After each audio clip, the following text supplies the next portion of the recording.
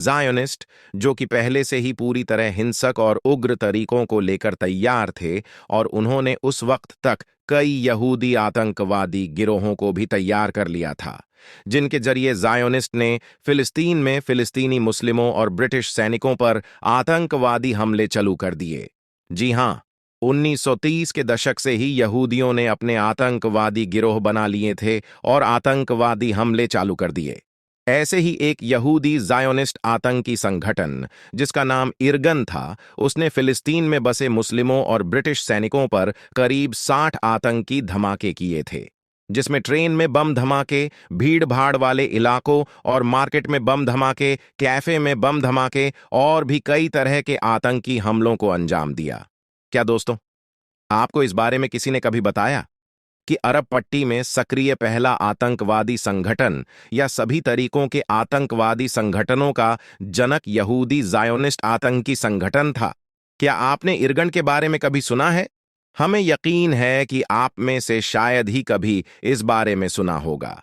इरगन जो आतंकवादी संगठन था, जिसका मकसद फिलिस्तीन में रह रहे मुस्लिमों पर आतंकी हमले करना और उस वक्त की ब्रिटिश हुकूमत पर भी आतंकी हमले करके उन्हें उस क्षेत्र से निकालना था।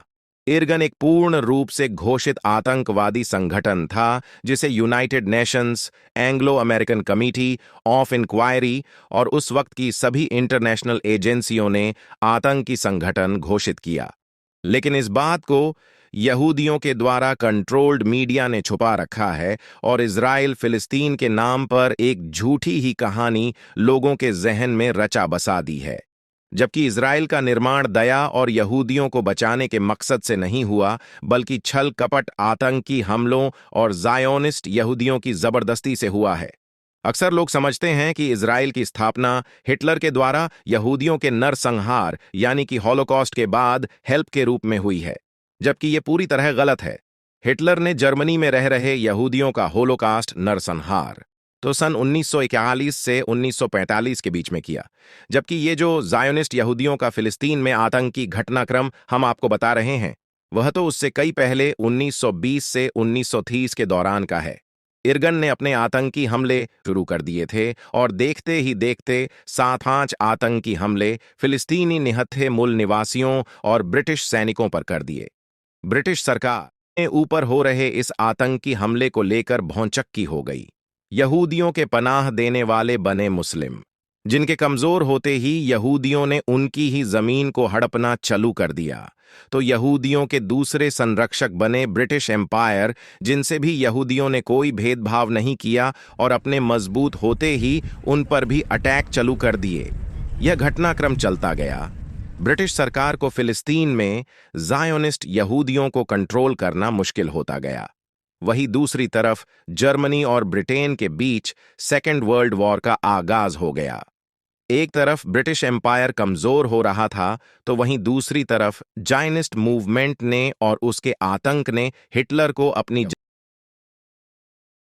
के और मौके दे दिए, और इसी की आड़ में हिटलर ने जर्मनी में रह रहे यहूदियों का होलोकास्ट यानी कि प्रचलित नरसंहार चालू कर दिया, जिसके शिकार तो अक्सर गरीब यहूदी ही बने, जबकि अमीर और समृद्ध यहूदियों ने तो स्थिति को पहले ही भांपते हुए जर्मनी से पलायन शुरू कर दिया था और वे जायोनिस्ट मूवमेंट से जुड़कर मुख्य तौर पर अमेरिका के शहर न्यूयॉर्क में जाकर बस गए। इसी तरह अमेरिका उस वक्त तक दुनिया भर के जायोनिस्ट के बड़े लोगों की नई राजधानी बन गया। उसका न्यूयॉर्क सिटी ज्यू यॉर्क सिटी के नाम से भी बुलाया जाने लगा, क्योंकि वहां बड़ी तादाद में जायोनिस्ट यहूदी लॉबी ने अपना ठिकाना बना लिया था। वर्ल्ड वॉर II बढ़ती चली गई और इसमें ब्रिटेन के साथ अमेरिका, फ्रांस और चीन जुड़ गए, तो दूसरी तरफ जर्मनी के साथ जापान। दूसरे वर्ल्ड वॉर में ब्रिटेन पूरी तरह कमजोर हो चुका था और अमेरिका दुनिया की नई ताकत बनकर उभरा, जिसने जापान पर दुनिया का पहला न्यूक्लियर अटैक किया, जो सेकेंड वर्ल्ड वॉर में निर्णायक साबित हुआ। अमेरिका एक पूरी तरह से प्रो जायोनिस्ट राष्ट्र बन चुका था, क्योंकि वहां आकर बसे यहूदी जायोनिस्ट्स ने अमेरिका के मिलिट्री ऑपरेशंस के पीछे अपनी फंडिंग और रिसोर्सेज लगाए थे। नतीजतन सेकेंड वर्ल्ड वॉर के बाद जायोनिस्ट की अमेरिका पर बहुत मजबूत पकड़ हो गई, या कहें कि अमेरिका उन्हीं के इशारों पर काम करने लगा, जो स्थिति आज तक जारी है। इसी के साथ अब ज़ायोनिस्ट यहूदियों ने फिलिस्तीन में अपने आतंकी हमले और भी ज्यादा तेज और उग्र कर दिए। यहूदी इतिहासकार थियोडोर कैट्स बताते हैं कि यहूदी आतंकी फिलिस्तीन के मूल निवासियों की बस्तियों में जाते और वहां के नौजवानों पर गोली चलाना शुरू कर देते और कितने ही नौजवानों को बीच सड़क पर मार देते ताकि इसे देख बाकी लोग भाग जाएं। और अगर यह काफी नहीं होता तो वो और मासूमों को हत्या कर देते और दूसरी तरह ब्रिटिश प्रशासन पर भी हमले करने लगे।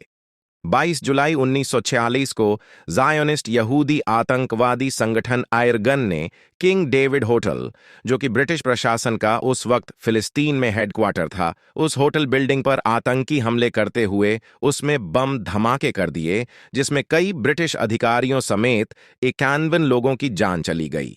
इस आतंकी हमले का मकसद ब्रिटेन को फिलिस्तीन को ज़ायोनिस्ट के हवाले छोड़कर जाने के लिए दबाव बनाना था। जब ब्रिटिश सरकार ने इस हमले के आरोपियों को पकड़कर सज्जा सुनाई, तो आतंकी संगठन इरगन ने 2 ब्रिटिश सर्जेंट्स को बीच शहर में फांसी पर लटका दिया। ब्रिटेन अब इस तरह के हमलों से पूरी तरह समझ गया था कि अब ज़ायोनिस्ट को कंट्रोल करना उसके बस में नहीं रहा है। नतीजतन ब्रिटेन ने फिलिस्तीन का मामला यूएनओ के हाथ में देकर फिलिस्तीन से बाहर होने की घोषणा कर दी। यूएनओ ने इस प्रस्ताव को स्वीकारा, साथ ही ब्रिटिश गवर्नमेंट को यह हुक्म मिला कि जब वह फिलिस्तीन छोड़कर जाएंगे तो अपने हथियार ज़ायोनिस्ट यहूदियों को सौंपकर ही बाहर निकलेंगे। अब यहां यह यूनाइटेड नेशंस ऑर्गेनाइजेशन यानी यूएनओ कौन है, ये भी जानना जरूरी हो जाता है, और ये भी कि यूएनओ ज़ायोनिस्ट्स यानी इजराइल का घोर समर्थक क्यों रहा है।